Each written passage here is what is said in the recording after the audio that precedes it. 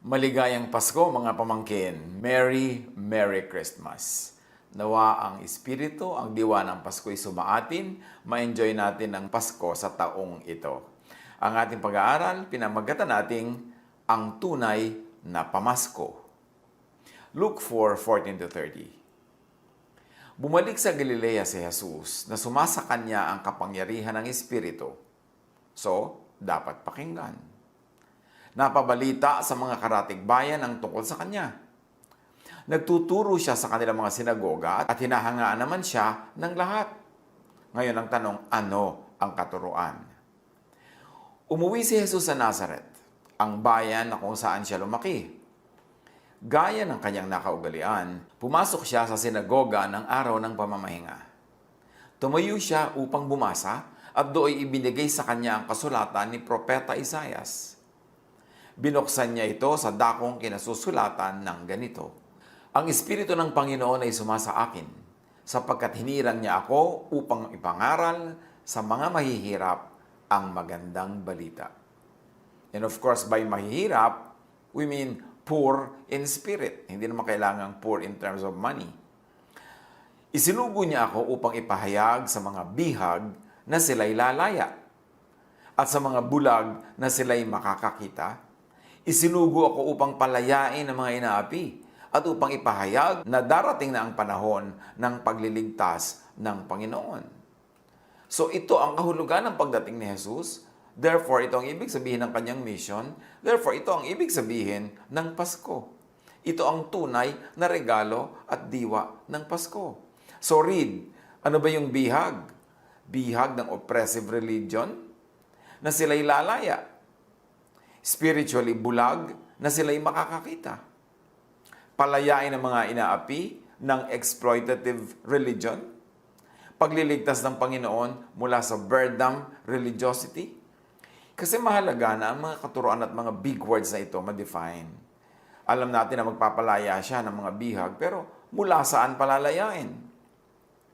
And now we are reading in the context of a whole ministry in relationship to the religion of his time, na ang mga bihag ay bihag ng oppressive religion. Yung mga bulag ay spiritually bulag.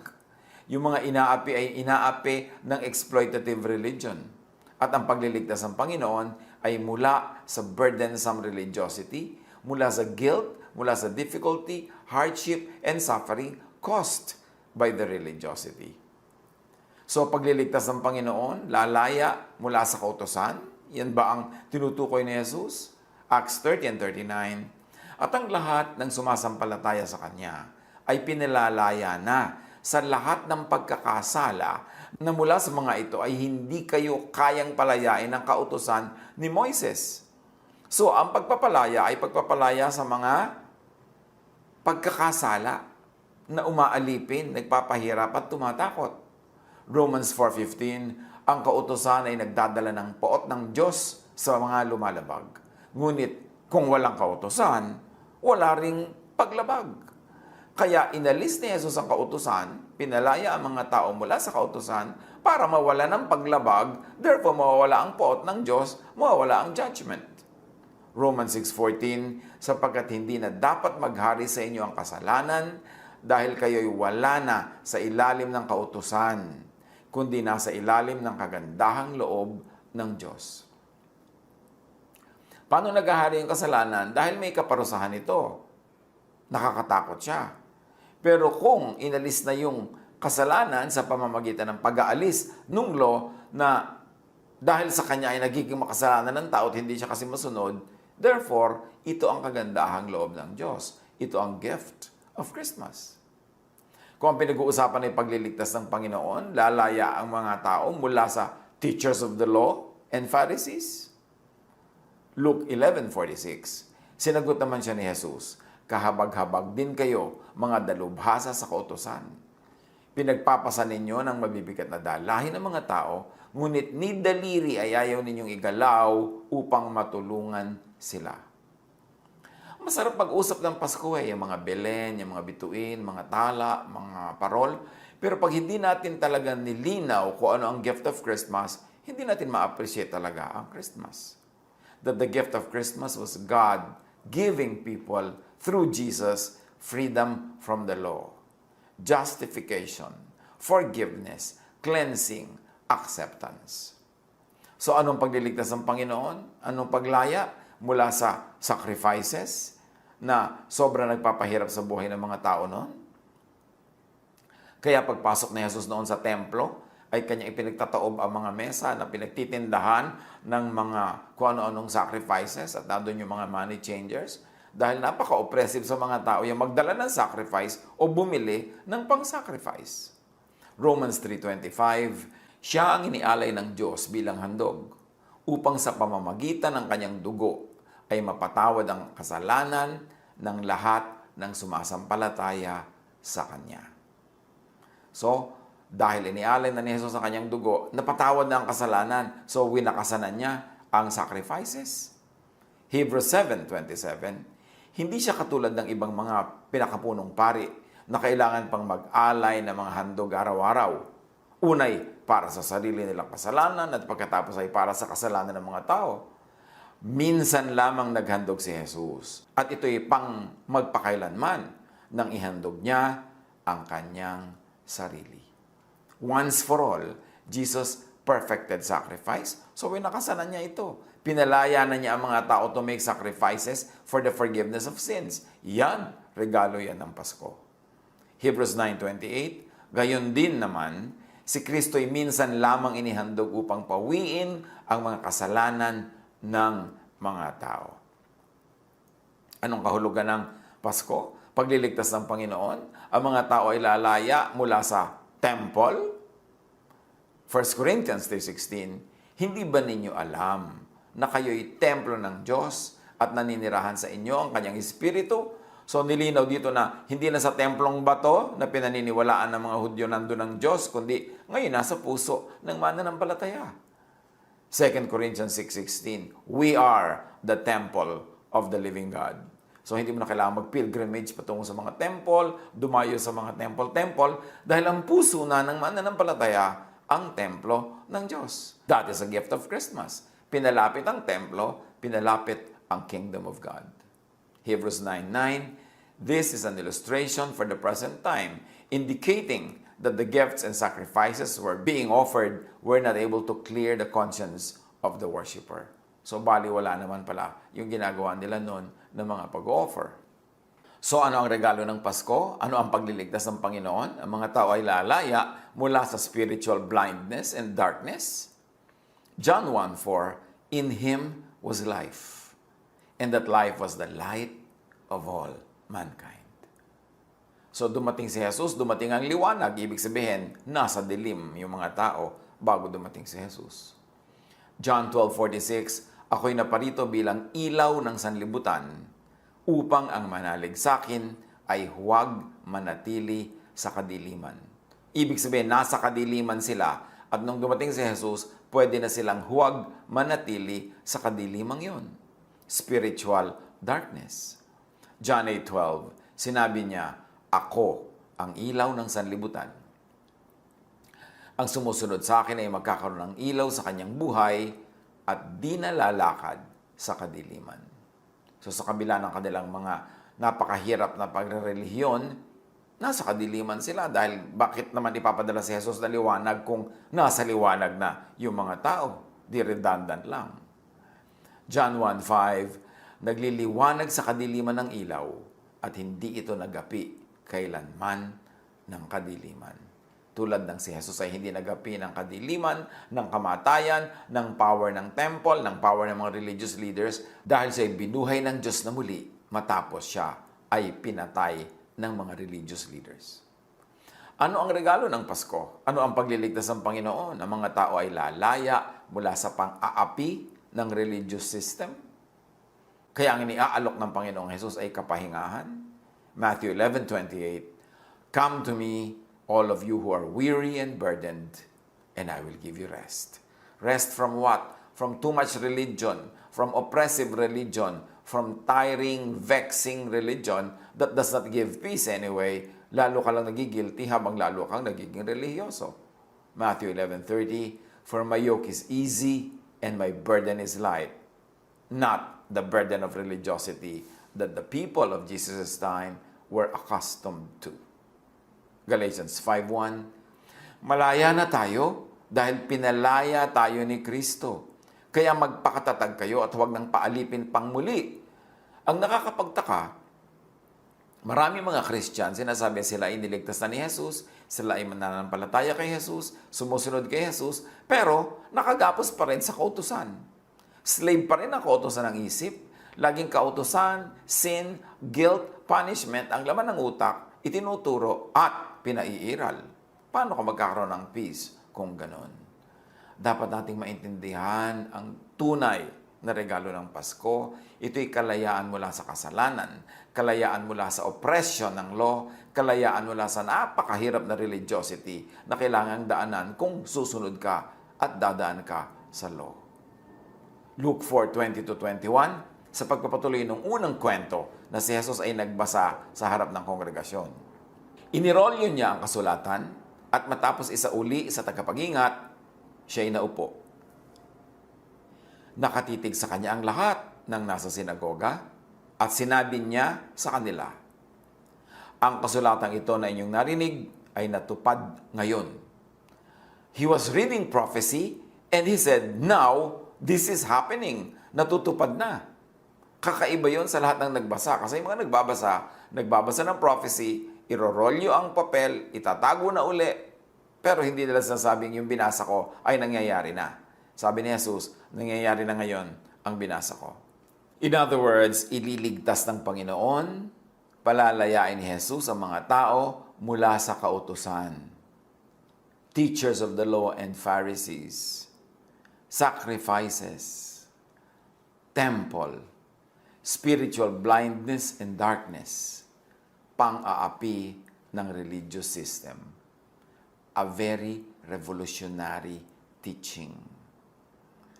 Kasi sinasamba-samba nila yung lahat ng inungkat natin. Napakabanal sa kanila at dakila. Tapos ngayon, doon pala sila palalayain ni Jesus mula doon.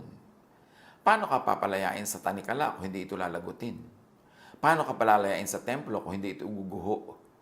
Paano ka palalayain sa sacrifices kung hindi gagawa si Jesus ng one final sacrifice for all?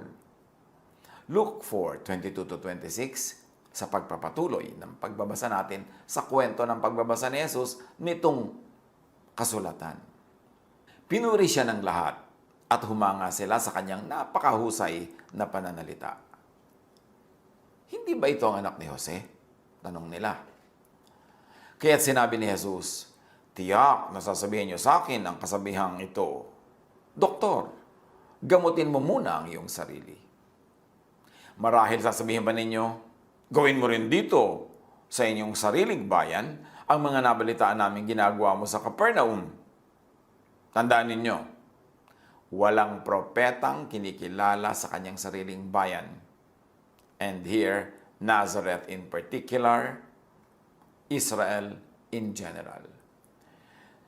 Sinasabi ni Jesus, I don't expect you na kilalanin ninyo ako.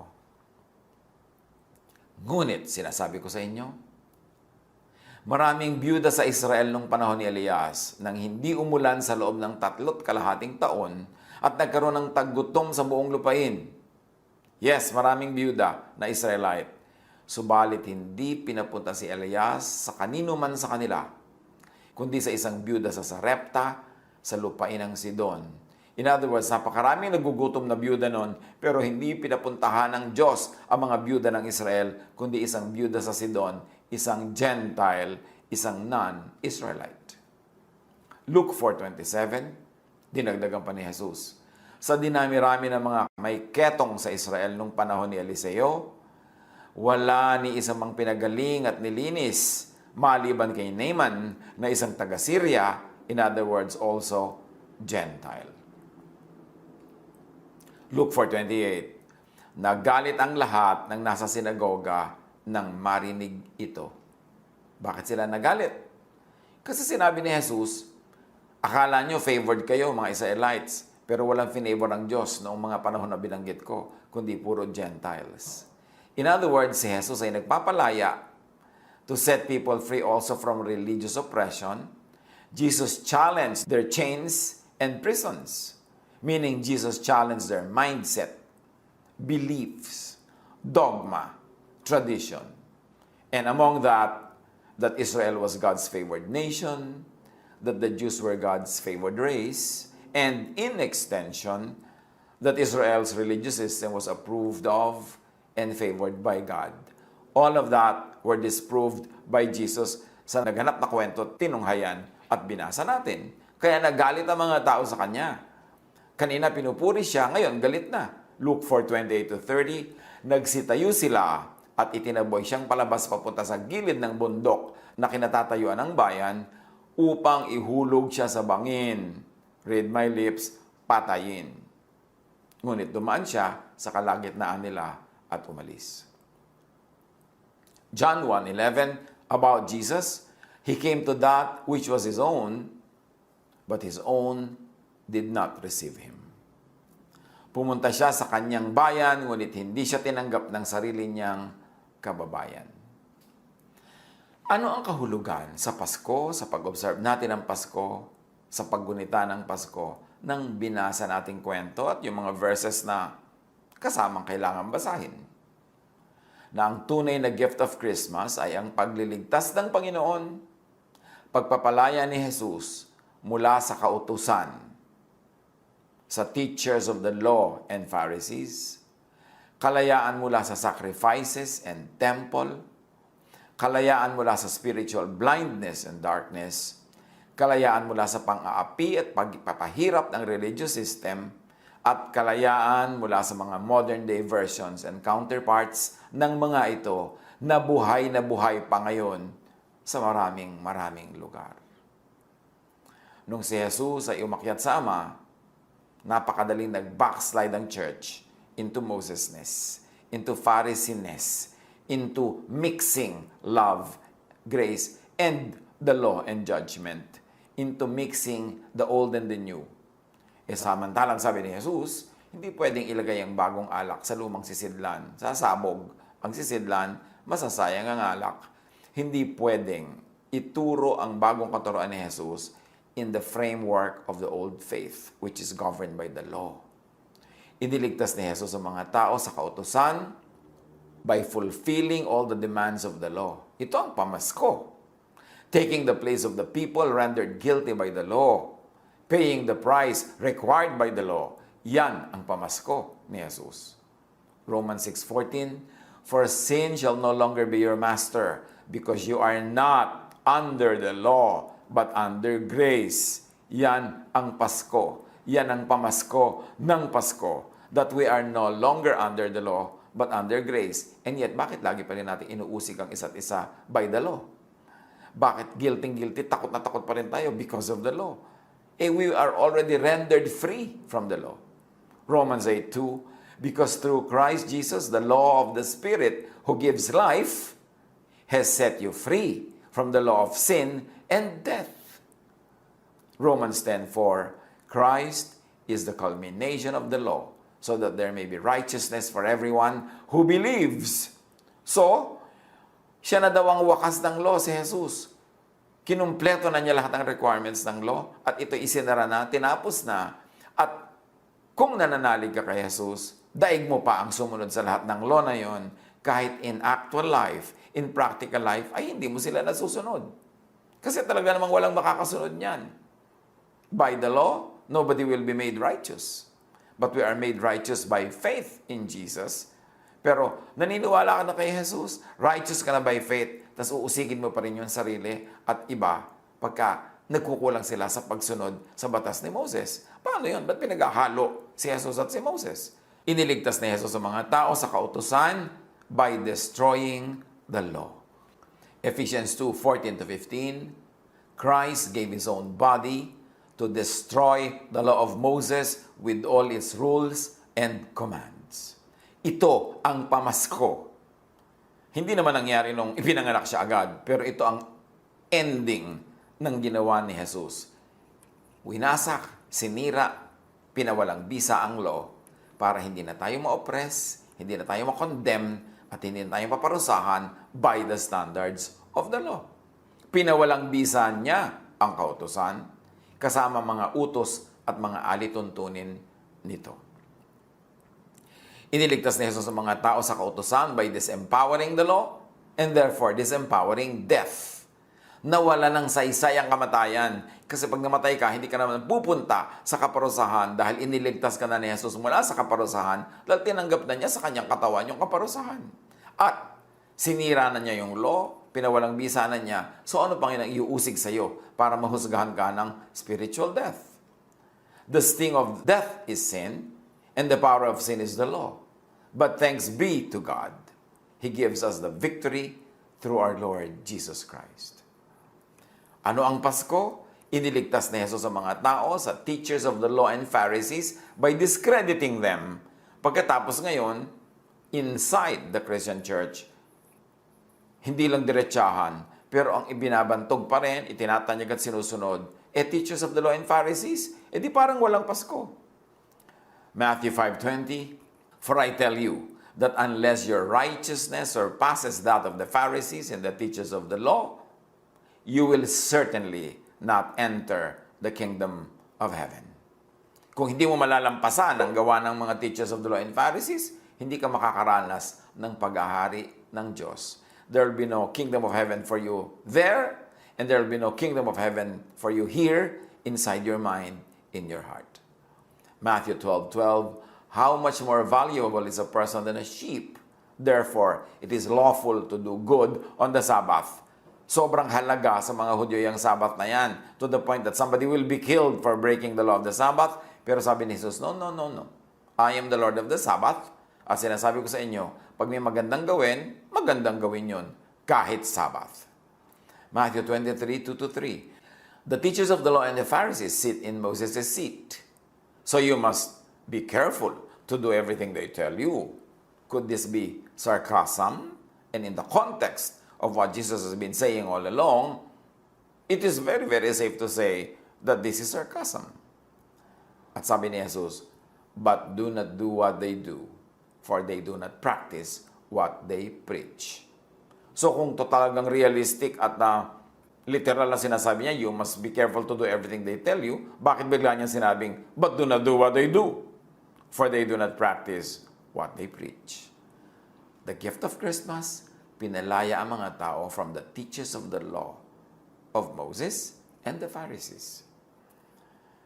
Iniligtas din ni Jesus ang mga tao sa teachers of the law and the Pharisees by replacing them, meaning the teachers of the law and Pharisees, with Himself. Hebrews 2:17, for this reason, He had to be made like them, fully human in every way, in order that He might become a merciful and faithful high priest in service to God, and that He might make atonement for the sins of the people. Pinalaya ni Jesus ang mga tao from the high priest by being the high priest Himself. Not implementing laws, but love. Hebrews 4:14, kaya nga, magpakatatag kayo sa ating pananampalataya. Dahil mayroon na tayong dakilang pinakapunong pari na pumasok na sa kalangitan, doon mismo sa harap ng Diyos. Siya ay walang iba, kundi si Jesus na anak ng Diyos. Kasi yung high priest ng Israel, pumapasok lang yun doon sa kabila ng kortina, sa Holy of Holies, sa loob ng building, sa loob ng temple. Pero sabi, itong si Jesus, as high priest, hindi niya sa building pumasok, sa langit mismo, sa presensya mismo ng Diyos, hindi sa presensya ng sagisag ng Diyos. Iniligtas ni Jesus ang mga tao mula sa sacrifices by making Himself the ultimate sacrifice in place of all the people. Yan ang diwa, regalo ng Pasko. That we are no longer required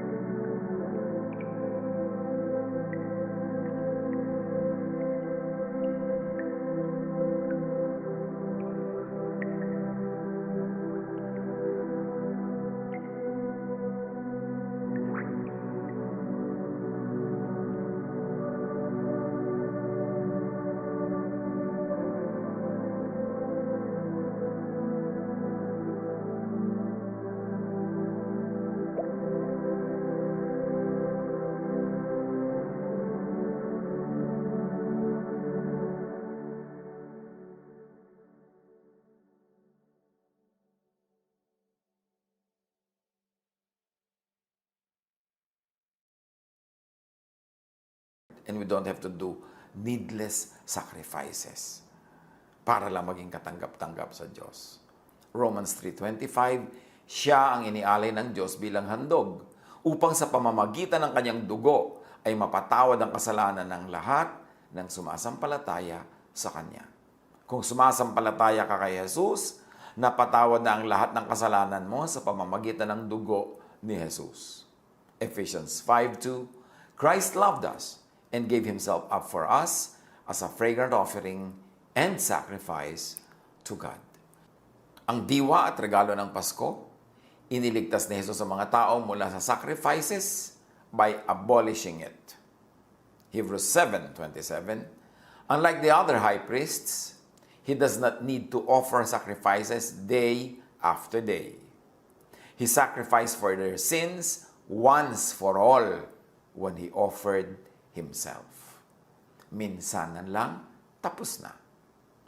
Iniligtas ni Jesus sa mga tao sa temple by making Himself the temple. Matthew 12:6, sinasabi ko sa inyo, may isang naririto na higit na dakila kaysa sa templo. At yon, siyempre, ay si Jesus. John 2:21, ngunit ang templong tinutukoy ni Jesus ay ang kanyang katawan. Oppressive kasi yung pag-attend sa temple, mga sacrifices na dapat mong dalhin, napakaraming requirement. So ginawa ni Jesus na siya na yung temple, accepting everybody, cleansing everybody, loving everybody. Iniligtas ni Jesus sa mga tao sa temple by making the people themselves the temple. 1 Corinthians 6:19-20, do you not know that your bodies are temples of the Holy Spirit who is in you, whom you have received from God? And Jesus, pinalaya niya mga tao by prophesying the destruction of the temple. Matthew 24:2, sinabi niya sa kanila, nakikita ba ninyo ang mga gusaling yan? Tandaan ninyo, darating ang araw na wala riyang matitirang bato sa ibabaw ng isa pang bato, lahat ay iguguho. At naganap yon ng AD 72. At hanggang ngayon, guho pa rin yung templong tinutukoy ni Jesus. Sinira na yon dahil pinalitan na ang templo na ay si Jesus at ang templo na ay ang puso, ang isip ng mananampalataya. Iniligtas ni Jesus ang mga tao sa spiritual blindness and darkness by being the light Himself. John 9:5, I am the light of the world. And by giving the light to the people. Matthew 5:16, in the same way, let your light shine before others, that they may see your good deeds and glorify your Father in heaven. Iniligtas ni Jesus ang mga tao by turning the believers into lights themselves.